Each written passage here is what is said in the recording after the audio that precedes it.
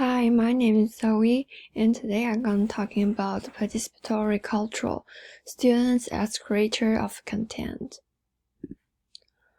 So first, participatory culture, the definition according to the Harry Jenkins is that a world where everyone participates, takes media in their own hands, and produce or shape media. It's starting at the middle of the 19th century. Participatory culture is a term that is often used for designing the involvement of user, audience, consumers, and fans in the creation of the culture and content. Also, participatory culture has been around longer than internet. The emergence of is starting at the middle of the 19th century. It's an example of historical participatory culture. At that time, young people were hand typing and printing their own publications.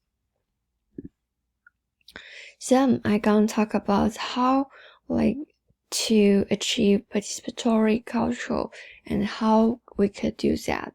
So first, it's facilitation. Then expressions. 3, collaborative problem solving. The last one is circulation. So I can talk about affiliations. So the membership, formal and informal, in online communities centered around the various forms of media, such as Facebook, message boards, campaigns.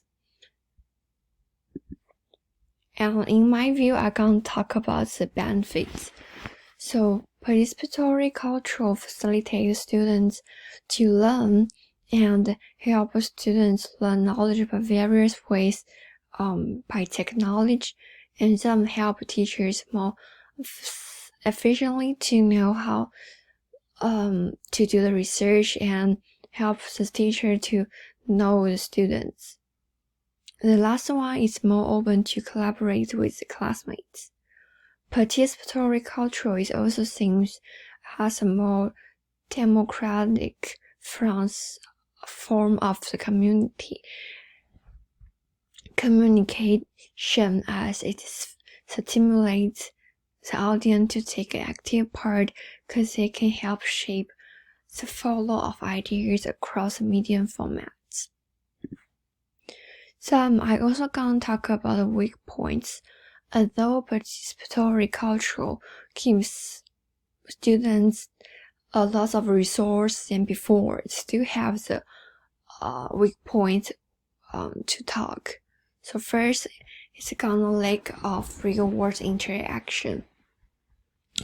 It also might cause a health issue. Also, too much entertainment might harmful to the kids. So that's my presentation. Thank you for listening.